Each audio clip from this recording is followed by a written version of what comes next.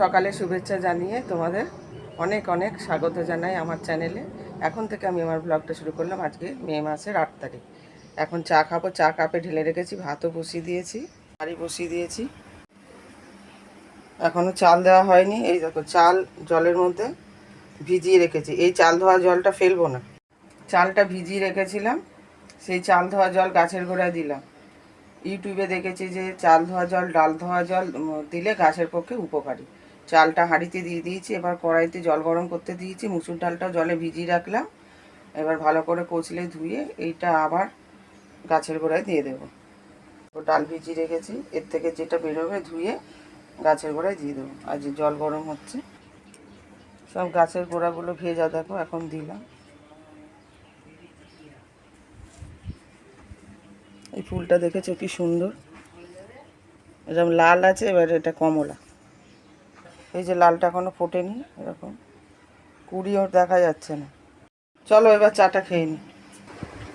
ভাত ডাল বসিয়ে তারপরে চা খেতে আসি, তাহলে অনেকটা এগিয়ে যাবে রান্না। এর মধ্যে কালকের রুটি আছে, এটা দিয়ে চা খাবো। বাসি রুটি দিয়ে চা খেতে ভালোই লাগে। একটা বিস্কুট নিয়েছি, এটা খেয়ে জল খাবো, তারপর রুটি দিয়ে চা খাবো। টিপ পড়ি সকালে, আর গরমে ঘাম মুছতে মুছতে টিপ উঠে চলে যায়।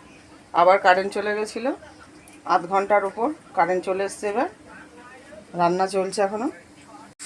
এই যে আলু পটল ভাজা হচ্ছে, চিকেন হবে। চিকেনের জন্য এখানে আলু কেটে রাখা আছে, যে আলু কেটে ধুয়ে রেখেছি। আর এই যে ডাল হয়েছে, মসুর ডাল, জিরে ফোড়ন দিয়ে সিম্পল। আর এই যে এখানেও আছে। আর এটার মধ্যে মশলা করা আছে, পেঁয়াজ, আদা, রসুন, টমেটো, কাঁচা লঙ্কা, সমস্ত কিছু দিয়ে। চিকেনের জন্য যে জল গরম করতে দিয়েছি, গরম জলে ধোবো। এই যে ব্যাগে রাখা আছে, এবার ঢালবো। এই যে দেখো চিকেন আনা হয়েছে, এবার ধোবো পরিষ্কার করে। এই যে স্টমাক আনতে বলেছিলাম, এনেছে। এবার এখন চিকেনটা এনে দিয়ে আবার একজনের বাড়ি গেল কাজে, দুদিন কাজ করে এসছে, আবার আজকেও গেল কাজ আছে বলে। এর মধ্যে গরম জল ঢেলে দিয়েছি, এবার ধুয়ে নেবো ভালো করে। এই যে দেখো চিকেনের জন্য আলু লাল লাল করে ভেজে নিচ্ছি। আর এখানে যে পেঁয়াজ রসুন, এটা গোটা রসুনটাই দেবো। আর এখানে দেখো চিকেন মাখিয়ে রেখেছি। নুন দিইনি, লঙ্কা গুঁড়ো, হলুদ গুঁড়ো, জিরে গুঁড়ো, কাটা পেঁয়াজ আর ভিনিগার দিয়েছি। আর পেঁয়াজ, আদা, রসুন, টমেটো, কাঁচা লঙ্কা একসাথে বাটা ছিল, ওর থেকে নিয়ে এর মধ্যে ভালো করে মাখিয়ে দিলাম। ধনে গুঁড়োও দিয়েছি। আর এদিকে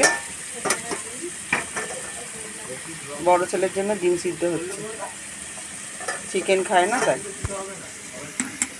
এবার আলুটাকে তুলে নেব। আর এখানে দেখো পটল আলু ভাজা। কড়াইতে তেল গরম করে জিরে, তেজপাতা, শুকনো লঙ্কা দিয়ে দিয়েছি।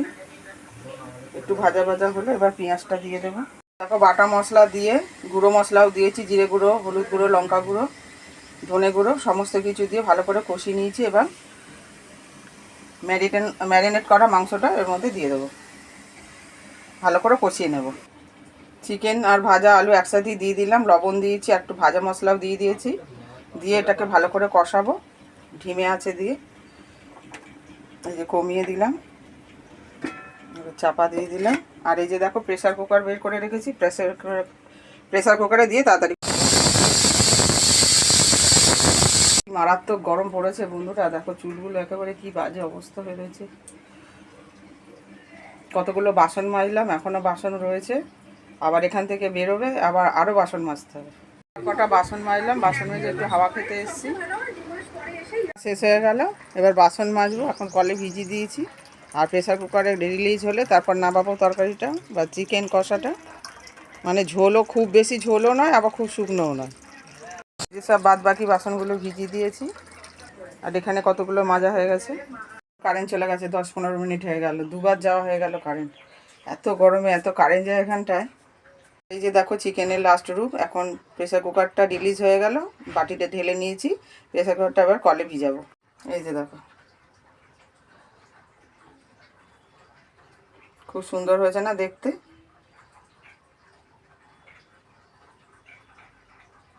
বেশি ঝোলও না আর একদম শুকনোও না। আমার হাজব্যান্ড একদম পছন্দ করে না শুকনো শুকনো, একটু ঝোল ঝোল থাকবে ওরকমই পছন্দ করে। কারেন্ট আসলো, বারান্দায় বসে বসে ব্লাউজ হেম করছিলাম। আজকে বৃহস্পতিবার দেওয়ার দিন, আর চান করে উঠে এখন পুজো দিয়ে বসলাম। এখন একটা সিরিয়াল দেখছি, তারপরে ভাত খাবো। ভাত বেড়ে নিয়েছি, ভাত খেতে বসবো। বড় ছেলের খাওয়া হয়ে গেছে, আর ছোট ছেলে ছোটো মার বাড়িতে আছে এখন। এই যে তারপর একটা গন্ধরাজ লেবুর টুকরো, এই যে গাছের পাকা আম, এই যে মুসুর ডাল, চিকেন আলু কষা, পটল আলু ভাজা আর ভাত।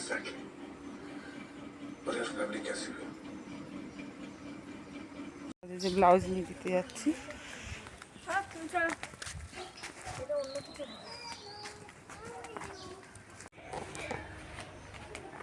সূর্যটা দেখো কি সুন্দর লাগছে দেখতে, অস্ত যাচ্ছে, পুরো বড় কমলা রঙের। ব্লাউজ দেওয়া হয়ে গেল, এবার বাড়ি যাচ্ছি। বাড়ির রাস্তায় ঢুকে গেছি গলিতে। অনেকক্ষণ বাড়ি চলে এসেছি, ড্রেস চেঞ্জ করে নিয়েছি, এখন চা নিয়ে বসেছি। আর বাচ্চারা সবাই পড়তে চলে এসেছে, চলে এসছে তিনজনেই। এখন 8টা 10 বাজে, পড়ানো হয়ে গেল। ডাল গরম করতে বসিয়ে দিয়েছি, আর মুড়ি আনতে গেছিলাম দোকানে, এখন মুড়ি খাবো। মুড়ি ছিল না, এই যে মুড়ি নিয়ে আসলাম। মাংসের আলু দিয়ে ঝোল দিয়ে মুড়ি দিয়ে মাখিয়ে খাবো, খুব ভালো লাগে খেতে আমার। মুড়ি খাওয়া দাওয়া হয়ে গেছে, ছোটো ছেলেকেও মুড়ি মেখে দিয়েছিলাম, ও খেয়েছে। আর এখন একটা বেলে শরবত বানাবো। হাজব্যান্ড কালকে পরশু দিনকে নাটকের রিহার্সালে গেছিলো, ওখান থেকে পেয়েছে, গাছ থেকে পুরো একদম পড়েছে সামনে। সেই বেলটা শরবত বানাতে হবে, কবে থেকে বলেই যাচ্ছে। দেখো ভাত বসে গেছে। হাজব্যান্ড বারবার বলছে বেলের শরবতটা বানা, দিকে নিজে ঘরে থাকছে না। যে সামনে তো করবো, এখনও নেই। কম্পিউটারে লাইন বানাতে গেছে একটা বাড়িতে, ফাটিয়ে ভাবছি জলে কাঠটা বের করে ভিজিয়ে রেখে দিই, আসলে তারপর চিনি দিয়ে শরবত বানাবো। বেলটাকে ফাটিয়ে বের করে নিয়েছি, শ্বাস বেশি ভালো পাকেনি, দেখো কত গায়ে লেগে আছে, একদম তুলতে পারছি না আর। এই যে দেখো জলে ভিজিয়ে রেখেছি, এবার ভালো করে কাঠটা বার করব। আর এই যে এই ছাঁকনিটা রেখে নিয়েছি, মানে এটা স্ট্রেনার একটা স্টিলের, এটার মধ্যে দিয়ে ছাঁকবো। এই যে দেখো এর মধ্যে জলও দিয়েছি, এবার চিনি আর লবণ দিয়ে দেবো। আর এই যে দেখো এগুলো বেরিয়েছে। এই যে দেখো বেলের শরবত রেডি হয়ে গেছে। নুন আর চিনি দিয়ে করে নিয়েছি, গুলিয়ে নিয়েছি ভালো করে, আর বরফ এনে দিয়েছি, বরফ গলে গেছে।